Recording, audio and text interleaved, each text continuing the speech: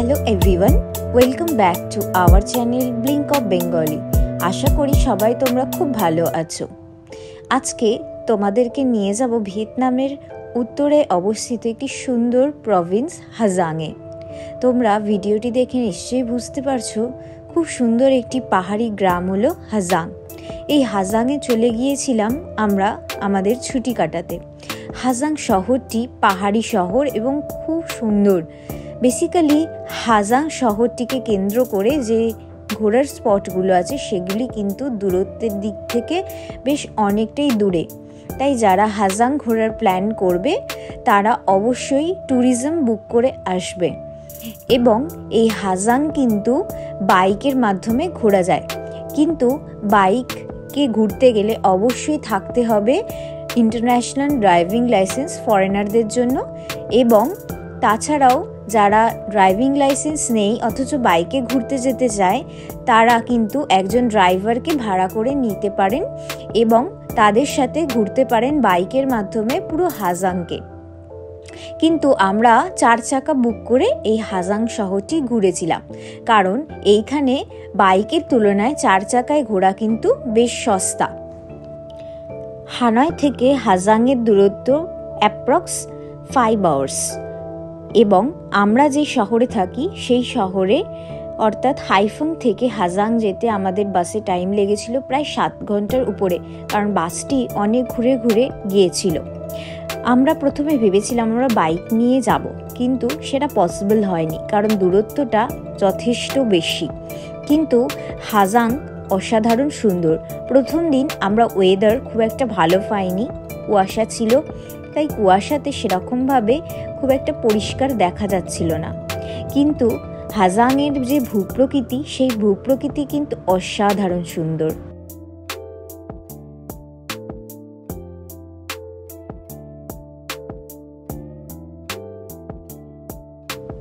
হাজাং থেকে ডংভান যাওয়ার পথে পড়ে এই জিওলজিক্যাল পার্কটি।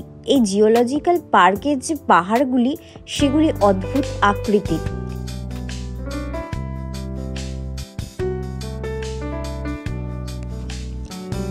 এই হাজাং প্রভিন্সটি অদ্ভুত সুন্দর এবং এখানে অনেক রকমের অনেক ধরনের জিওলজিক্যাল স্ট্রাকচার দেখতে পাওয়া যায় এবং এখানকার পাহাড়গুলিও অদ্ভুত রকমের দেখতে।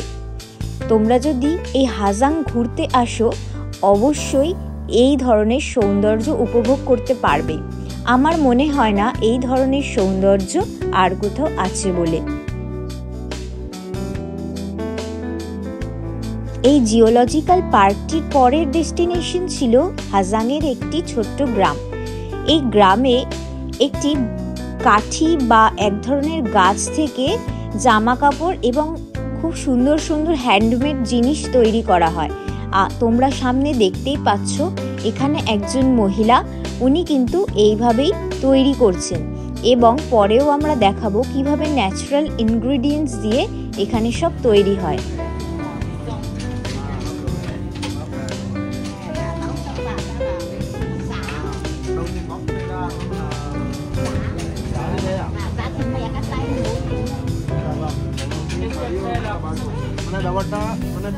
ব্যাপারটা বলতে গেছি যে এই কাঠি থেকে এগুলোকে পুরো ছাড়াতে হবে, ছাড়িয়ে এগুলো এরকম এর মধ্যে দিয়ে দেখো এরকম দিয়ে এরকম করে পিসতে হবে।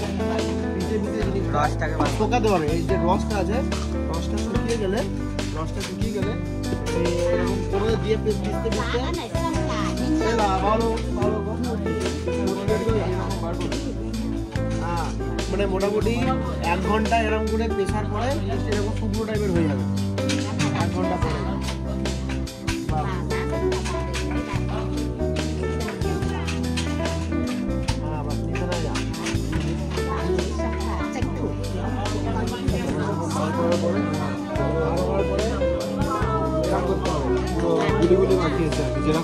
উলের মতো করে এখানে মনে বানিয়ে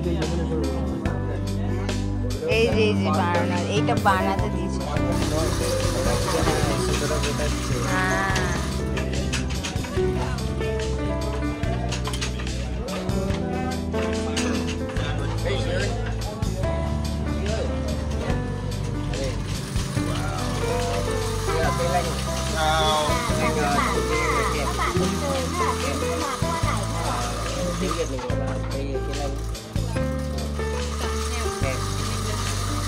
এই যে ব্যাগের কালারটা আছে অরেঞ্জ কালারটা, এটা কিন্তু একদম ন্যাচারাল হ্যান্ডমেড কালার। এই যে কাঠটা আছে, এই কাঠ থেকে এই কালারটা করা হয়েছে, একদম ন্যাচারাল কালার।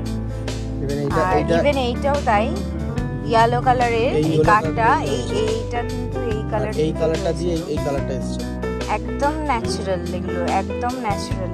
দামও সেরকম, হাতের কাছে দাম আছে এগুলো, বাট দাম ঠিক আছে, ঠিকঠাক, আমি বলবো পারফেক্ট, একদম ন্যাচারাল জিনিস।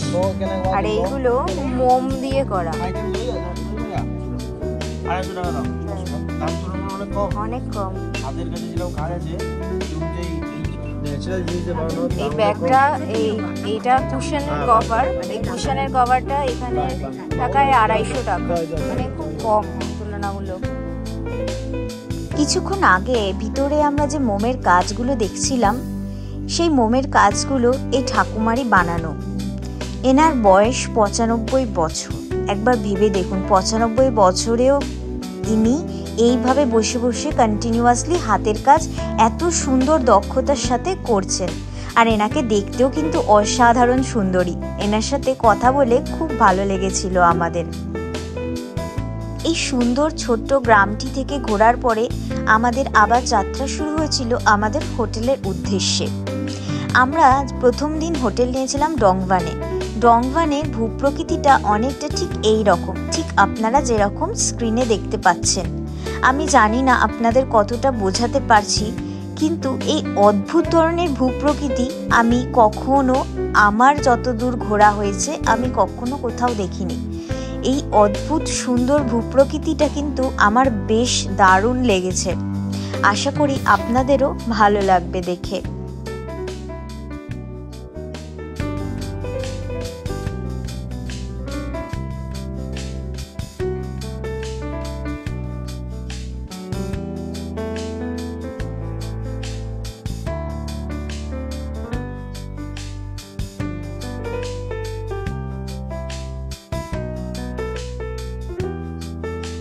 ডংভান এরিয়ার পাহাড়গুলো একদমই অদ্ভুত রকমের। একটি পাহাড়ের যেন অনেকগুলো করে চূড়া। এই অদ্ভুত রকমের দেখতে, এবং পাহাড়ের গায়ে এইভাবে পাথরগুলো যেন সোজা হয়ে দাঁড়িয়ে আছে। এই অদ্ভুত রকমের ভূপ্রকৃতি আপনারা কি কোথাও দেখেছেন? দেখে থাকলে অবশ্যই কমেন্ট করে জানাতে ভুলবেন না। আমি জানি না আপনাদেরকে কতটা দেখাতে পারছি, কিন্তু চেষ্টা করেছি আপনাদের সামনে তুলে ধরার। আমাদের কিন্তু এই অদ্ভুত সুন্দর পাহাড় দেখে মন কিন্তু একদম খুশিতে ভরে উঠেছিল।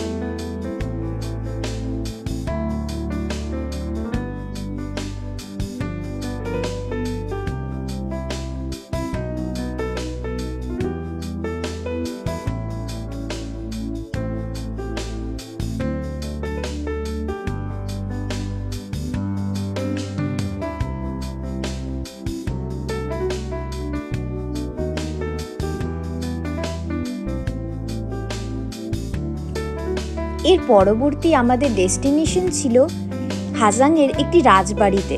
হ্যাঁ, এই যে সামনে দেখতে পাচ্ছেন, এটি একটি রাজবাড়ি।